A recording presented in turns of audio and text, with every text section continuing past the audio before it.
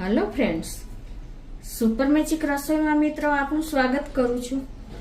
આજે હું અળવીના પાનના પાત્રાની રેસીપી એકદમ અલગ જ રીતે તમારી સાથે શેર કરું છું, જે તમે ક્યારેય નહીં એ રીતે કરી હોય। આપણે બીડા વારવાની ઝંઝટ વગર, પાંદને કટિંગ કરવાની ઝંઝટ વગર ઇઝીલી એકદમ ઇઝી મેથડ છે।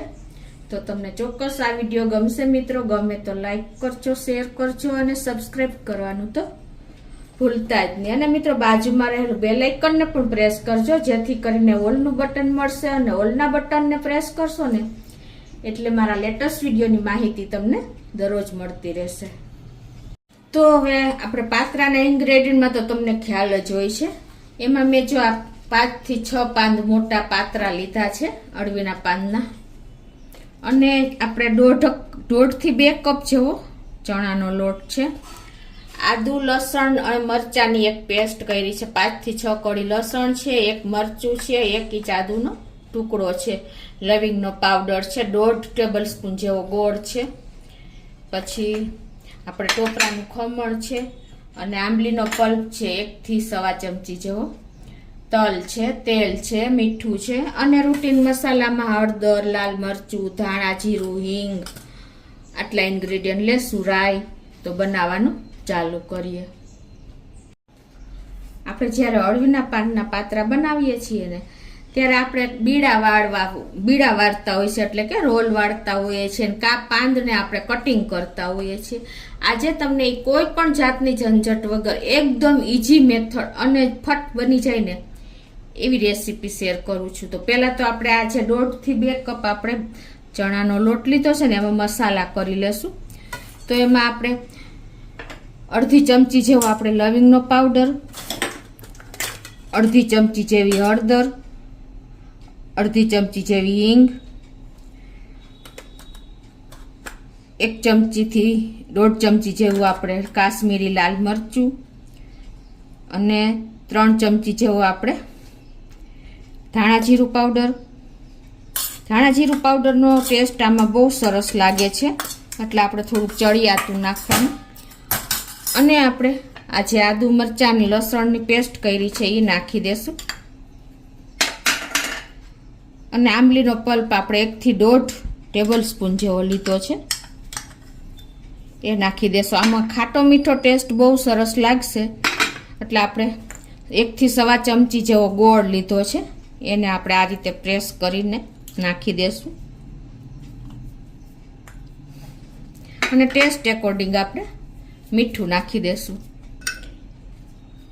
1 ચમચી જેવું મીઠું નાખી દેશું, અને હવે આપણે આમાં 1.5 ટેબલ સ્પૂન જેવું તેલ પણ નાખી દેશું, જેથી કરીને આપણે જ્યારે પાત્રા તૈયાર થાય છે ને ત્યારે મોઢામાં ડૂચો ન વળે, એટલે તેલ ની સરખું એવું નાખી દેવાનું છે।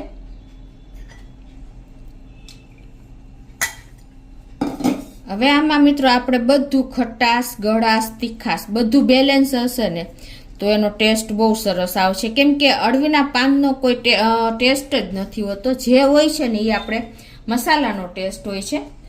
એટલે આ બધો એકદમ સરસ પરફેક્ટ મસાલો બનાવશો ને તો જ તમને પાત્રાનો ટેસ્ટ સરસ લાગશે।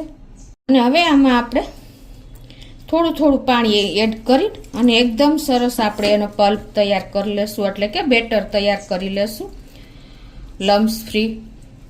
એકી સાથે આપણે પાણી નહીં નાખીએ। તમે લોકો પાત્રા બનાવતા જ હશો, પણ બધાની મેથડ અલગ અલગ હોય છે, અને એકદમ ઇઝી મેથડ હોય ને તો આ પાત્રા આપણે અઠવાડિયામાં 1 વખત તો બનાવવાની ઈચ્છા થશે જ મિત્રો। જો તમે આ મેથડ જોશો ને તો તમને કંટાળો પણ નહીં આવે અને ઝડપથી બની જશે। એટલે નાની નાની બાબત તમે ખાસ ધ્યાન રાખજો।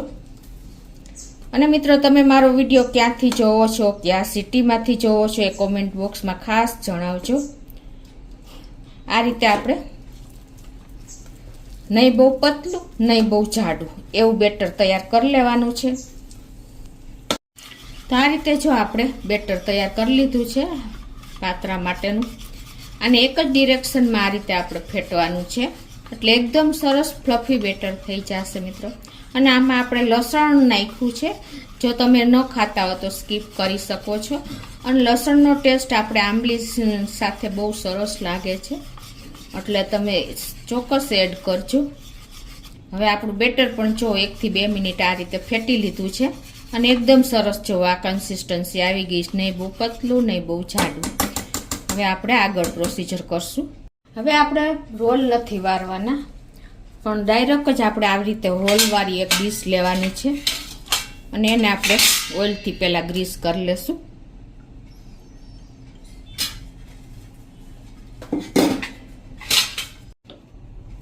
તો પહેલાં તો હવે આપણે જો મેં અળવીના પાંદને નસ કાઢીને અને એકદમ ક્લિયર કરી લીધા છે.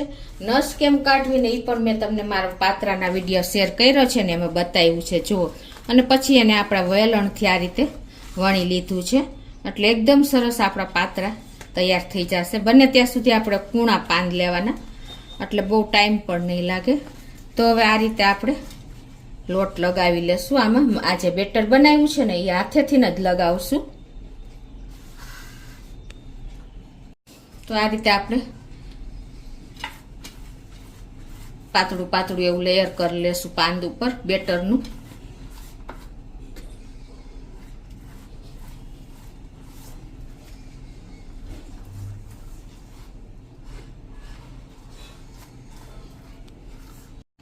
તો આ રીતે જો આપણે ઇવનલી બધે સ્પ્રેડ કરી દીધું છે. મારે પાન થોડાક મોટા છે એટલે થોડુંક તમારે ધ્યાન આપણે રાખવું પડશે. હવે એની ઉપર આપણે આ રીતે બીજું પાન કરી લેશું, લગાવી રાખી દેશું. આ રીતે તમને ખ્યાલ જ હોય છે આપણે કઈ રીતે પાન સેટ કરીએ છીએ.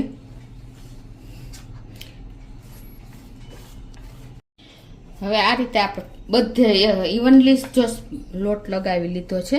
હવે આને આપણે આ રીતે બેન્ડ કરી દેશું થોડુંક. કમસે કમ તમારે ઓછામાં ઓછું તમારે 5 થી 6 પાંદનું જ આ રીતે કરવાનું છે. ડીશમાં તમારી ડીશ જેવડી હોય ને એ પ્રમાણે તમારે આ રીતે પાંદને બેન્ડ કરવાના છે એટલે ઇઝીલી તમારો સરસ ડીશ પ્રમાણે તૈયાર થઈ જશે. અને હવે આની ઉપર પણ આપણે લગાવી દેશું. હવે આપણે ત્રીજું પાંદ આ રીતે ઉપર રાખી દેશું અને પાછું આપણે આ બેટર લગાવી લેશું. રીતે જો બેટર લગાવ્યા પછી આ પાંદને આપણે પ્લેટ પ્રમાણે સેટ કરી દેશું આ રીતે અંદરની સાઈડ.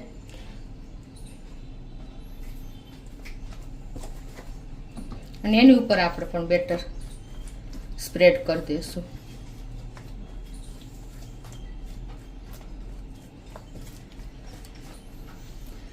આ રીતે ઇવનલી કરશો ને એટલે એકદમ સરસ લેયર તૈયાર થશે, આપણને એટ્રેક્ટિવ લેયર તૈયાર થશે. હવે પાછું આપણે આની ઉપર બીજું પાંદ રાખી દેશું આ રીતે.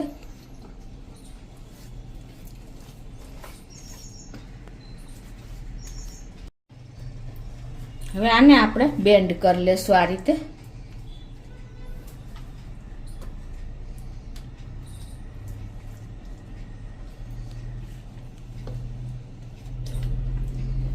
અને હવે એની ઉપર આપણે લાસ્ટ પાંદ નાખી દેશું આ રીતે.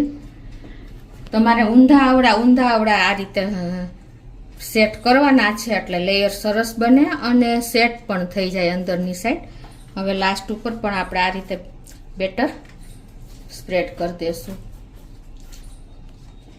તો આ રીતે આપણે જો બધું સરસ લગાવી લીધું છે અને પ્લેટ પ્રમાણે તમારે આ રીતે એને બેન્ડ કરી દેવાનું છે એટલે સરસ પ્લેટમાં સેટ થઈ જશે. આને આપણે રોલ વારવાની કે કટિંગ પાન કરવાની કોઈ ઝંઝટ નથી. આ રીતે આપણે બેટર બધું જે વધ્યું છે એ પાંદ ઉપર સ્પ્રેડ કરી દેશું. તો આ રીતે જો આપણે એકદમ સરસ બધાય પાન ડીશમાં સેટ કરી લીધા છે અને આ બાજુ આપણે ગેસ ઓન કરીને એક પેનમાં 2 ગ્લાસ જેવું પાણી મૂક્યું છે અને વચ્ચે સ્ટેન્ડ મૂકી દીધું છે. હવે આની ઉપર જ આપણા પાણી બોઇલ થાય ને એટલે આની ઉપર જ આપણે આ પ્લેટ મૂકી દેશું સ્ટીમરમાં આ રીતે જ. અને આને આપણે ઢાંકીને 20 થી 25 મિનિટ સુધી સ્ટીમ થવા દેશું ફૂલ ફ્લેમ ઉપર જ. તો 20 થી 25 મિનિટ જેવું થયું છે અને જુઓ આપણે એકદમ સરસ પાત્રા તૈયાર થઈ ગયા છે. આવી રીતે આપણે ચેક કરી લેવાનું. ચપ્પુ ક્લીન નીકળે છે. તો આપણા પાત્રાની પ્લેટ રેડી છે. તો એને આપણે બહાર કાઢી લેશું અને ઠંડા થવા દેશું. આપણે ઠંડુ થવા દેશું. તો જો આપણે ઠંડુ થઈ ગયું છે તો એને આપણે પ્લેટમાંથી અનમોલ્ડ કરી લેશું. આ રીતે જો છે ને મિત્રો, એકદમ ઇઝીલી અનમોલ્ડ થઈ ગયું છે. હવે આને આપણે કટ કરી લેશું.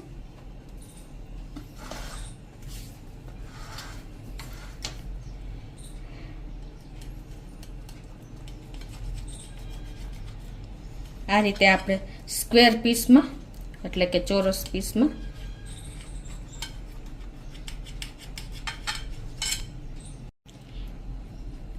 તો આ રીતે જો આપણે કટિંગ કરી લીધા છે.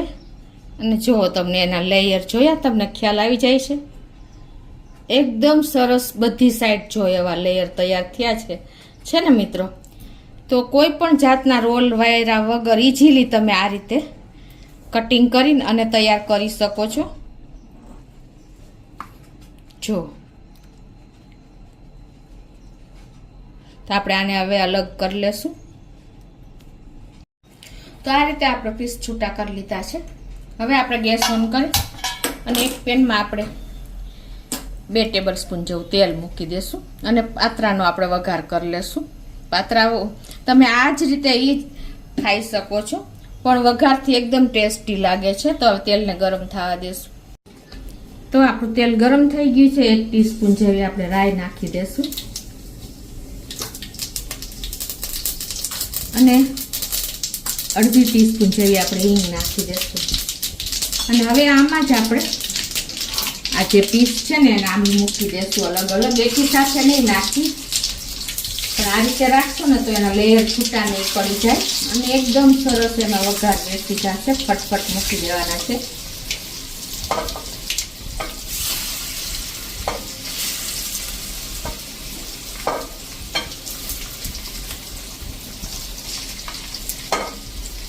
આ પાત્રા બનાવતા ટાઈમ નથી લાગતો અને લુક પણ સરસ આવે છે. તમે ગેસ્ટ આવે તો આપો તો પણ એકદમ સરસ ગમશે એનું લુક જોઈ. તો આ રીતે તમે રોલ વારવાની ઝંઝટ વગર, પાંદને કટિંગ કરવાની ઝંઝટ વગર ઇઝીલી બનાવી શકો છો. તમે એક વખત આ મેથડ ચોક્કસ અપનાવજો. અને હવે ઉપરથી આપણે થોડા એવા તલ પણ નાખી દેશું.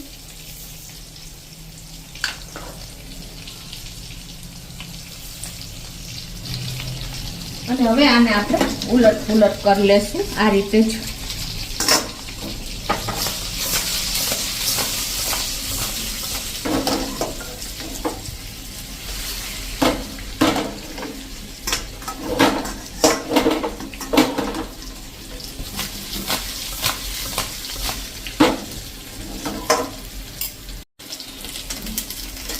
આ રીતે આપણે હવે એને ઉલટ પુલટ કરીને હળવા હાથે ફેરવી લેશું.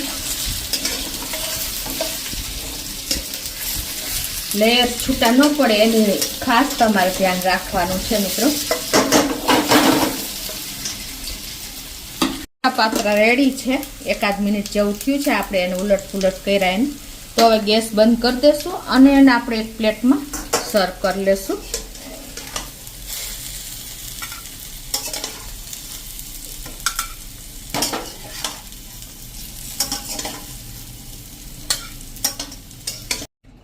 તો આપણા પાત્રા સર્વ કરીને રેડી છે અને એકદમ જો લેયર બધા છૂટા દેખાય છે ને. બધા પીસ એવા સરસ કટિંગ થયા છે મિત્રો. તો એને ઉપરથી આપણે આ રીતે ખમણ ટોપરાનું નાખીને પણ તમે સર્વ કરી શકો છો. અને આ પાત્રા આપણે સોસ સાથે, ચા સાથે, કંઈ પણ સાથે તમે ચટણી સાથે ખાઈ શકો છો. એમને પણ બહુ સરસ લાગે છે. તો તમે ચોક્કસ એક વખત આ મેથડથી ટ્રાય કરજો મિત્રો પાત્રા બનાવવાનું. અને તમને મારો વિડીયો ગમે તો લાઈક કરજો, શેર કરજો અને સબસ્ક્રાઈબ કરવાનું તો ભૂલતા જ નહીં.